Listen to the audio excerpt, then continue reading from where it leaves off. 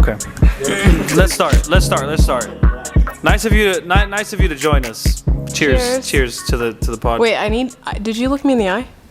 I don't know if you did. That's bad luck if you don't. Everyone's got these New Year bad luck. Did you wash clothes on the first day of January? Well, actually, it's 7 years of bad sex, but I don't think you want me to say that in the fucking camera. It doesn't matter if you say it or not because I've never had bad sex in my life. Oh, well. Shout out Cecia. We're gonna add Cecia. At Cecia, love you, babe. So nice of you to join us 1 hour later than what you were supposed to be here. Well, I'm happy to be here. We're glad that you're here and that you made it safely because it is raining outside. Happy New Year. Happy New Year. Happy New Year to everyone watching too. Why don't you tell the people a little bit about yourself? Just very briefly what you do. And we'll just go from there. I'm Jadyn. I don't think I need to put my full government out there, but I'm Jadyn Williams. If you don't have to. Give us the social. What's your middle name? You've told me. I have two middle names actually, and it's Portia Maison. Yeah, I know, a lot, but it's fine. It's unique. I guess so. I don't know if it fits me, but I feel like I've definitely grown into my name. Like when I was younger, I didn't love my name, but I've grown into my name for sure. So yeah, that's my name. I was born and raised in Florida, actually, and came to Texas high school. And what I do, I work in the apparel industry or the fashion industry. I like to say apparel because it's like, it seems, I don't know, like when I tell people that I work in the fashion industry, they like always think I'm a designer, or they think that it's like not a real job. So I always say apparel. And what I do within apparel is I'm a technical designer, so less creative and more technical. It kind of is like what it sounds like. Basically, I work with creative designers, so the fashion designer, to make sure what they're designing is practical, like that it can work, that he or she can get into it, and I kind of like make sure that it looks good and we're good to go before we go into production. What does that process look like? Obviously, you kind of got into it, but like in a more detailed way, like how does the step-by-step, does someone come up to you for approval? Do they send it to you? Do you go over like designs? Do you have the physical product in front of you, or how does it? So it's kind of a little bit of both. So for each quarter, they design basically a line for each quarter. So say for Q1, it's going to be the first 3 quarters of the year. So January, February, March. Typically, those are still things that are like warm weather, but kind of transitioning into like spring as well. So what they would do is just they design their design, so it's like a line in full, and what they do is what's called a tech pack handoff. And the tech pack handoff is basically where we are in a setting where we meet and they show me everything that they're doing for this quarter. And basically we go through fabrication, we go through trims, we go through silhouettes. So it's like their design, and maybe we'll use like your jacket as an example. Like the zipper would be a trim on it. And then like your cuff, it's a different fabrication than the rest of it. So it's like, that's like another trim. So we go through all of those things, and basically if it's good, it's good. But if there's like, I have call outs as to like, maybe this is not going to work for this silhouette, then I would propose like what we should do. They make updates to their sketches, and then my job is to add to that tech pack specs. So specifications are basically for the factory that we are sending this to make the very first prototype sample.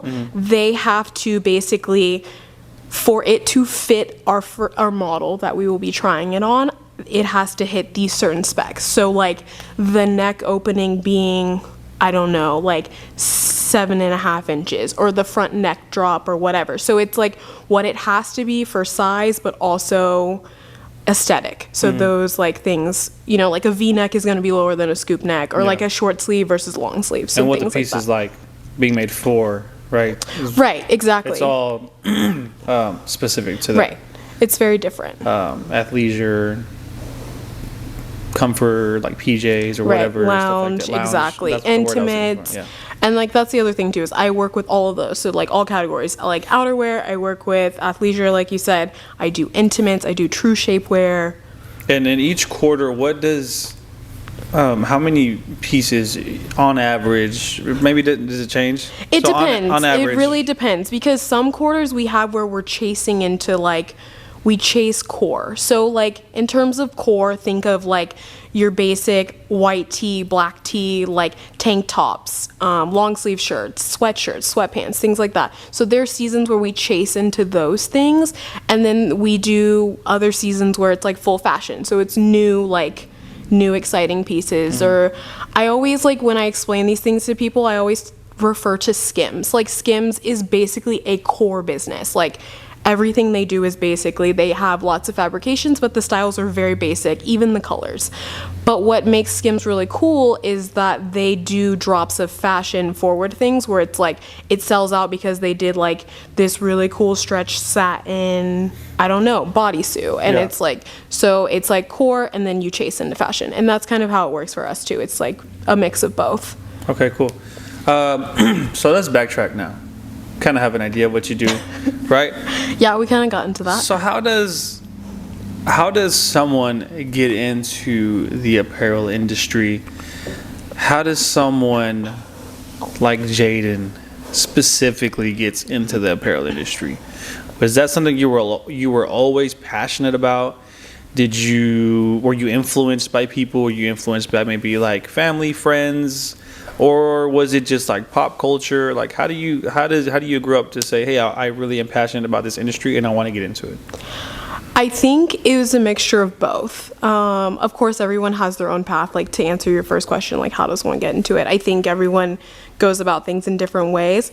For me, I did grow up in a space where I was around a grandmother and even my own mother who they were sewers, and like we did a lot of home things, and I was very exposed to like sewing and patterns and stuff like that. So I've always had a love for it. And then in terms of pop culture, I think like of course when you're younger, you're super influenced by people, whether it's TV or stuff like that. And funny story, like a show that I watched, which a lot of people know, and I'll throw it out there, was Laguna Beach and The Hills. And there was a character on the show named Lauren Conrad, who was like my idol. Like I loved her as a young girl. And I think like between those two things, I actually ended up going to the same college that she went to.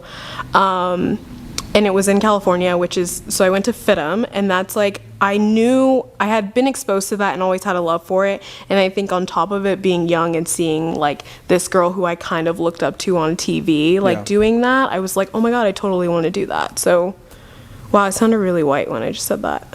Well, you do speak white, so that explains that. So then how long was it fashion school you went to, right? So how long was that? What is that project? Do you have to apply to get in, or? So actually, I was accepted as a junior in high school. I did apply, and it was like dope. a full process. It was the only school I applied to, actually, and I got in. Was that your first choice? It was my first choice. Dope. Actually, well, it was between FIT and FITM. But I loved California, so I was like, I think that's where I want to go is to FITM. New York seemed a little scary to live in, like coming 18 out of college and going. So I applied. I had to do like a full project basically to like, creative is more like that. So I did a full project. I had 2 phone interviews. And then I was accepted. Yeah, like I remember vividly where I was like in my apartment, my mom's apartment in Coppell, and I was home alone like when I went through the whole process. And then when she got home, I like got to tell her that I got accepted. It was really cool. That's dope. How was that moment like? Just It was like really surreal. I think it took a while for it to hit me for sure. But I just remember being super excited and feeling like that was the rest of my life. I don't know. I was really excited. At any point did you, I guess when the reality started to kick in of like, this is what I'm going to do, or this is my next step, at any point doubt kick in, or maybe like fear, maybe a failure or a leaving home? Because I know like sometimes we get so used to a routine or get so used to family and friends and people we love, and the comfortness of like our hometown or just somewhere where we're at for a long time, which I think can be good and bad. Right. But just generally speaking, naturally, it's what we do. We get used to our surroundings. Did you ever feel at all like, oh shoot, like when I leave, it's gonna be a whole different thing? Like I'm by myself. I'm assuming you're by yourself. Yeah. You're by yourself. New school. Was it intimidating at all? I think all of the above, honestly. There was fear, for sure. My biggest thing was failure in general is like one of my biggest fears. And I think it is for a lot of people. Well, I shouldn't say that. But for some people it is. And that was my biggest thing, was like failure, and also, yes, being alone. So growing up, like it'd been my mom and I my whole life. And I think that was like my biggest thing, was like going to California at 18, right out of high school, and doing that. And then also like my family, like so many people in my family didn't feel like me pursuing a career in fashion was a real job. Like, is your family very traditional? Super traditional, very conservative. I grew up in a very, super religious home. Which wasn't a bad thing, but I think like very small-minded people in some sense, and they were just like, you're going to California to do fashion, like that's not going to work out. And like, it's funny now to look at myself, 8 years later and be like, kind of like, fuck you. Like, it's like, not an F you to the family. No, but like, maybe to the message. I think that's what it was. It's not really to my family, but it's just like, I get what you mean, though. I did it, I completely understand you, because obviously we're not saying like F you to your family, but like more so to the idea. I love my family, for the record. Disclaimer. Yeah, disclaimer. But more so like to the message of like, that's not gonna work out, or the doubt, or like, why would you do that? I think the idea of like, because a lot of times like we just get so caught up in the idea of we can't do something, or someone puts it in our head that we can't do something, or that we're not able to accomplish this. But it's like, yes you can. Right. Yes, I can. And it can be the simplest thing, or it can be moving to like a whole other state, huge thing. to Exactly. pursue fashion. Exactly. And so I think like that's like a very important message to people, and I hope people can understand, like, regardless of like who doubts you, even if it's your family, go try. Right. You don't want to like end your life, or not even be at the end of your life, but be a year or 2 years down and say, I never tried. Right. Or wondering what if. I think that's the biggest thing, is like, if you go to do something, like if I had gone and it wasn't successful, or if it wasn't working out, there's always this opportunity of coming back. But like I would have never known if I failed trying.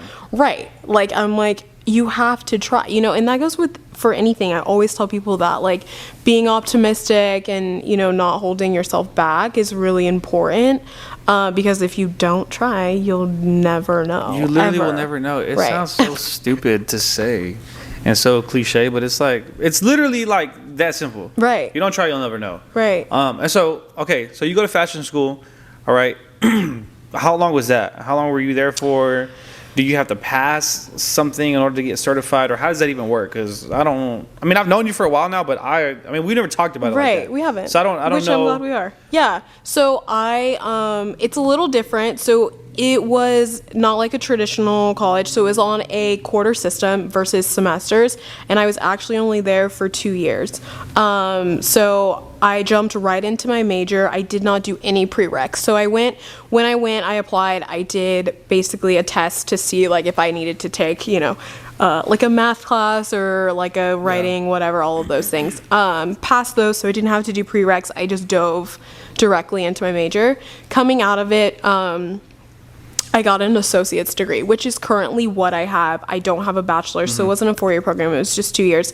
They did offer a 4-year program, and you can even get your master's there as well. But I think my thing was in fashion, like in that, like, what are the... Yeah, so it would be... So an AA was obviously Associate of Arts, and then it would be like a BA, Bachelor of Arts, or a BS, okay. Which would be, so if I would have gone to get a bachelor's in my specific field, which is technical design, it would be a BS, so a Bachelor of Science, because essentially what I do is comparative to engineering. Yeah. So I was there for 2 years, and then my thing was like, throughout the process, everyone was like, if you just go out and networking is the biggest thing in this industry. Like, it's all about who you know, and you know, like who's gonna help you climb your ladder, basically. I mean, obviously you doing the work, but it's all about who you know.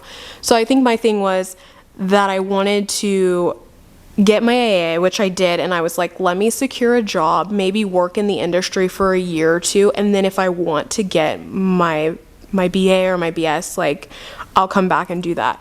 And it's funny because I never did. You never did it? I never did it. And coming out of fashion school, where did you get a job? What was your first job? So my first job, actually, the first year was kind of challenging. Did not really find anything for the first year. And my school was kind of cool because they worked with us. Like, there was a career center where they were like constantly giving you jobs and things like that. But I think my thing was that I was very specific.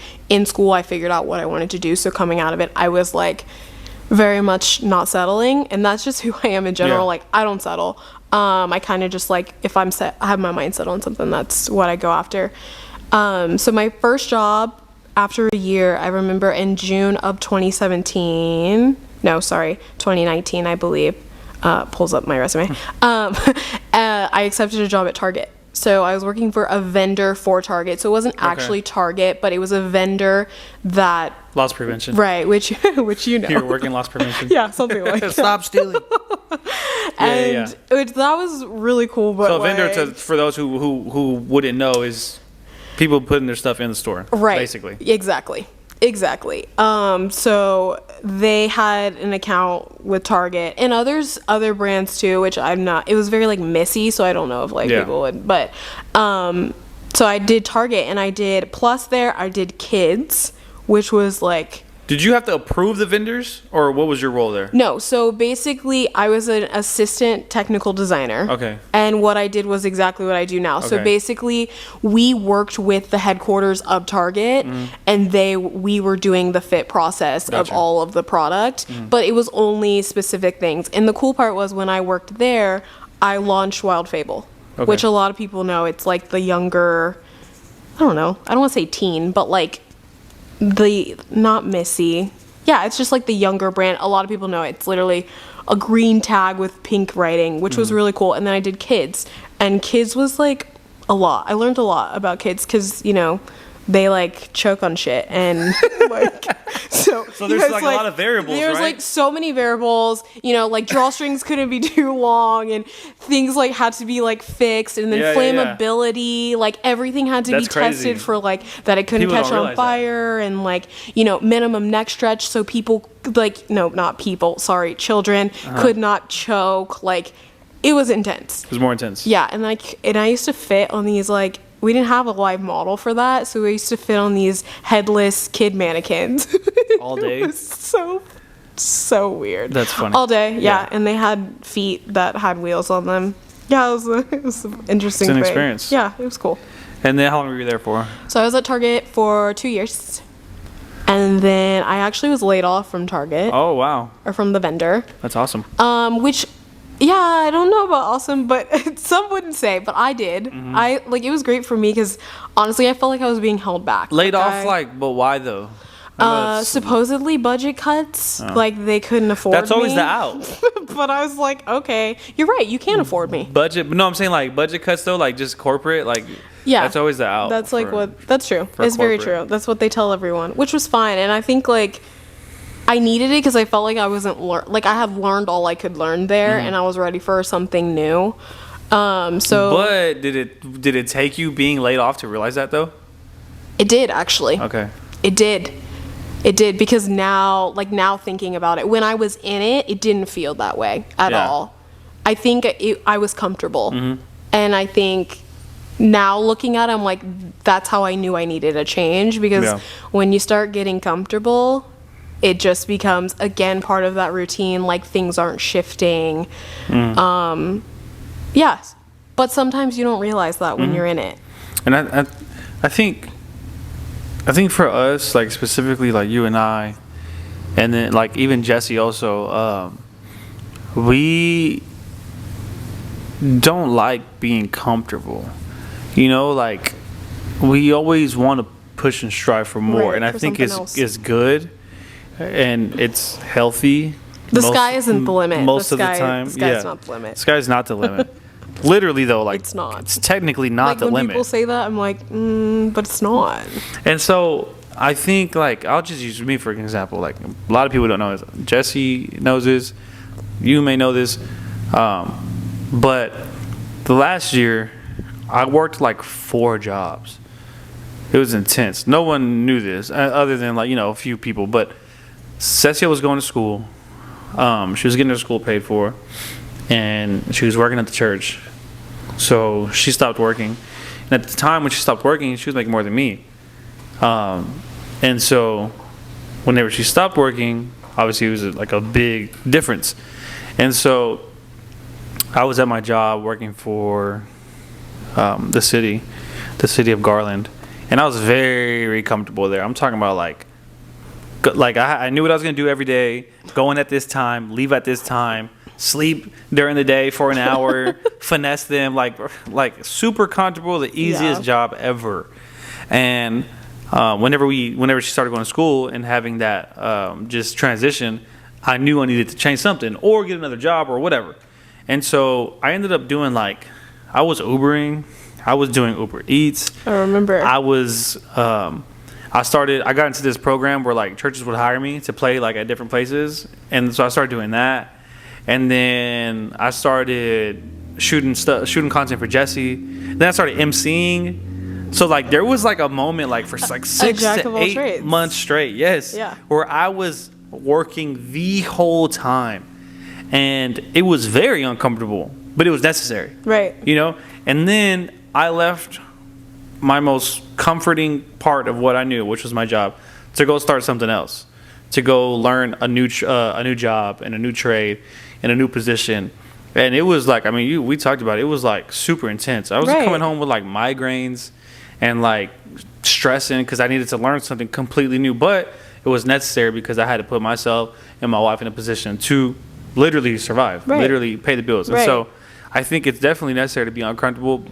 And always like strive for more, to do more. Obviously, you don't have to do it in an unhealthy way like I did, but it was necessary. yourself. It was necessary at Yeah. the time. Well, But, I think like a small, sometimes we have to make small sacrifices for like a long time gain. And Yeah. I think that's definitely, you did that for you and your family. And then back to like what you were saying, it almost felt like you needed to be laid off, kind of to realize that. So what do you think you would have? Where do you think you would have been if like that hadn't happened? I think, I feel like Drake. fuck. I think the Max Wing Sipping The Andolini. the Ondolini. on the Civic. That one's like the Honda Civic is. This is actually an espresso martini that Jadyn was very kind enough to make, which was only fitting because she was an hour late. So, but it's good though. You can let it go. I mean, It's good. Does this make up so good? It's good. Make up Even for though it? I brought most of the ingredients. But The really annoying part was like Jesse was giving me a hard time about being late, and it's like, you know what? He's like always late. I'm not going to Pluckers. Like, sorry. we'll talk about it. We can talk about it. We'll talk about it off camera. Flip a coin. Flip a coin. Fuck, not flip a coin. I'm sorry. I really like the F word. It's okay. Shit. What did you ask me? Oh, you asked me where I thought. Where do you think you would have been if like you hadn't got laid off? And I don't know if I would still be there, but I think. I mean, I might be, honestly, because they made me feel like I didn't have the skill set to go and do something else. Like within the same field, but a higher position. yeah, Or, like I was kind of in a bubble. So I think that was fear of like, again, going and doing something else and being like, okay, what if I go and, I completely like bomb this in another position and then, this happens again. But I think another thing, I don't know, like that's I've never really thought about that, like if I would still be there. And it's funny that you asked that. I'm only asking because like you said, you're okay with not being comfortable, right? Right. But it took being laid off to realize Right. I'm actually really comfortable here. I was really comfortable here. You know what I'm saying? So Right. like, obviously we can sit and say, or talk about what ifs all day, but like, you know, like just kind of Yeah, your I mindset. think I might have maybe not been there, but still like in a very similar situation. I think it, you know, you asking me that really brings up like this position that I'm currently in. That was like the biggest leap I've ever taken, really, ending up. So You went into what you said? Testing? it's called testing and compliance, and basically that's like another part of the process. And the reason you do did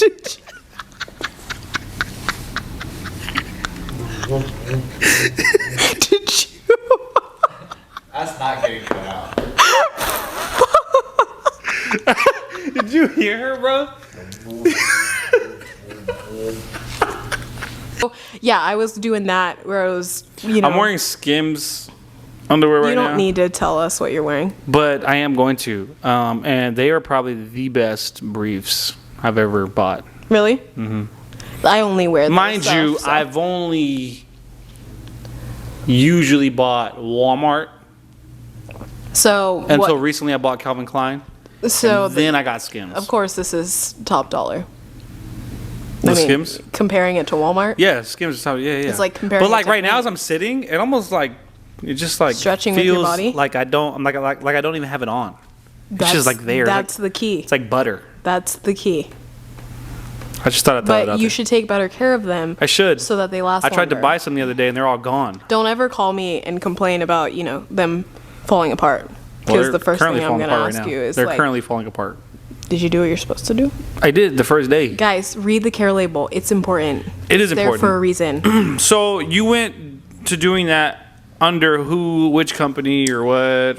So at this point, I was at another vendor, actually called Fam Brands. I was actually there for 4 months because I quickly learned that was not what I wanted to do. I also had a really bad manager. Gotcha. I was in a space where I had a toxic manager. A bad manager will make you quit Ooh, it before was- the job itself. And honestly, makes you that quit. job made me, well, my experience with her made me not even know who, like, I didn't even recognize myself. Yeah. I quit and I walked out.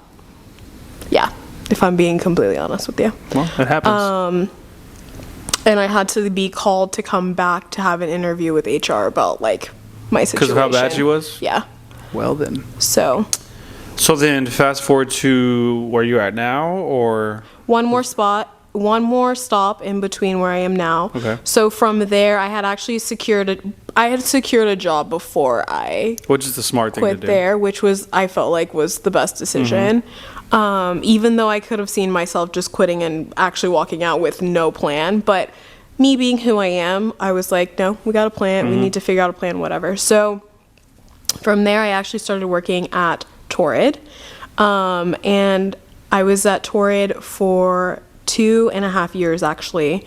And still, I went back to tech design. So I was an assistant, again, assistant technical designer there. And I was there, what did I say, 2.5 years. And again, I loved what I did. I had like the dream team. I honestly had the best team, I think, in the company. And my boss and I had an amazing relationship. It was great. I learned so much from her. Honestly, I learned everything that I now know. I learned from her. Like, Yeah. she taught me everything I knew. But I had recognized in that position that, again, I was like, I just remember making really small mistakes on things where it was like little things in terms of like specs or things I was sending to vendors. I was going back and forth with them because I was just making really silly, dumb mistakes. And I think it was because I was getting bored and Yeah. I was comfortable again. But I recognized it there from my first experience when I spoke to that at Target. And I received like a message on LinkedIn from a recruiter from Fabletics, where I'm currently at. And it was for a new brand that was launching within Fabletics. They were not allowed to tell me like the name of it or anything during the interview process, but it was going to be a position above what I was currently doing as an assistant. So I would become an associate Yeah. there, and I was scared. I was scared shitless when I got it. Like, I had the interview with the recruiter, the money, of course, talked, there were all these things that, like, sounded amazing, but I also just had fear of, like, okay, I have never, I'll have more my biggest thing was, like, having more responsibility, and, like, this is a product I've never worked on. Yeah.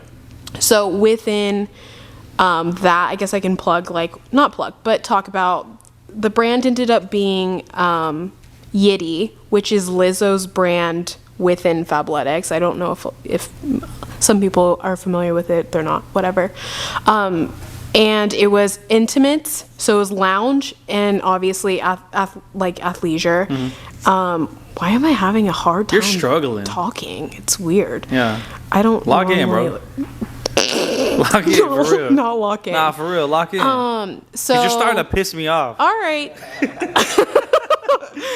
Athleisure, lounge, and intimates, and it was like shapewear. They were like, "You'll be working on shapewear," and I was like, "I've never worked on any of this product, but like, what the heck?" I'm like, Yeah. one of those instances where I was like, I'll never know if I don't try, And then my thing was like, what if I completely fail at this? And I was like, well, if I fail, like, You failed to trying. like, yeah, You failed to trying. I mean, honestly. And I was like, if it doesn't work out, and that's okay. I find something new. Yeah. Like, it's fine, And are the job possibilities endless in California? Like, just as, I would say, if you had to say? yes, in general, but like, what I do is so specific, and I think that's it. It's like so specific, and it's so freaking competitive.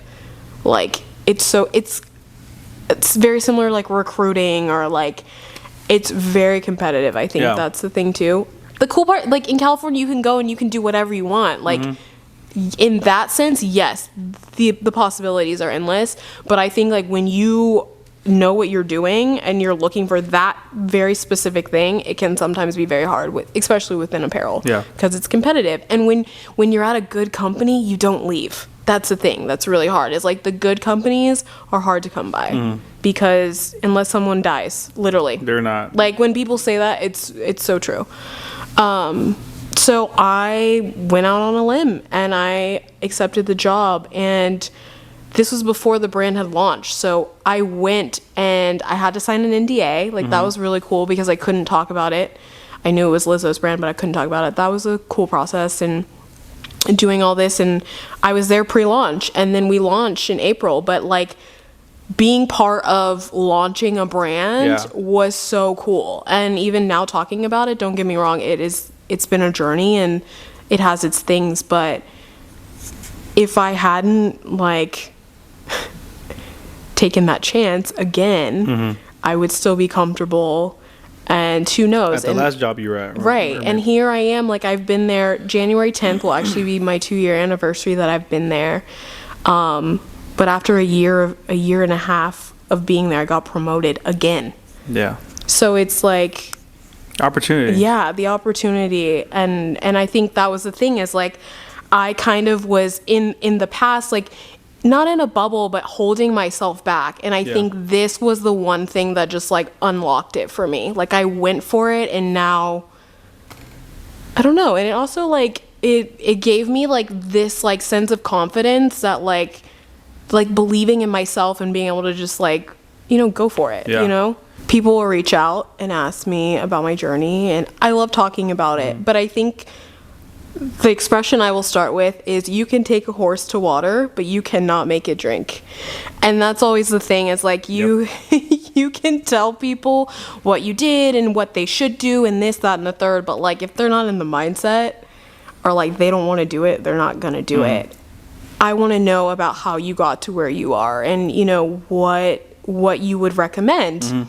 And I think I even said, like, I can tell you what I did, and this is what I think, but if you are coming into it and you are not being open-minded about really like doing what someone is giving you the advice to do, if you're not really willing to take the advice or do something with it, why did you ask me? Like, you know what I mean? Like, And you could have even given, you know, like a thank you, a fuck you, a goodbye, like any of that stuff. Yeah. But that didn't happen. But I want to see people, you know, go out and do their thing. And I am a girl's girl. Like, Yeah. especially when it comes to women. Like, I want to see women, like, not taking over the world, but doing things and doing anything they want to do. Yeah. But I also think, like, when I give something to you or present something to you, not that you have to do it, but if you ask, like, I would think if you're asking, like, you actually want the advice or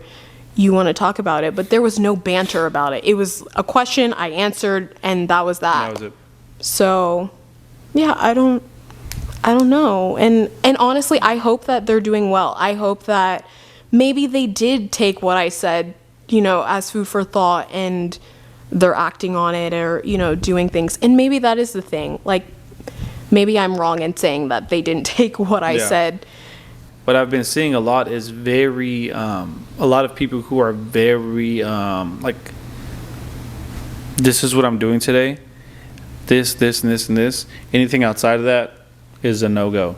Yeah, routine. I think Like, routine, like hardcore routine right. is like, it's like, I think it kills a lot of us. I think I even like routine like that. I even say that about like people that meal prep. I do judge people that meal prep because it's just like the same thing. Like you're not switching it up, you know, like I think a routine is good. It's like a proven fact. I believe that most people thrive in routine, but it's okay to be spontaneous too. And, you know, like switch it up.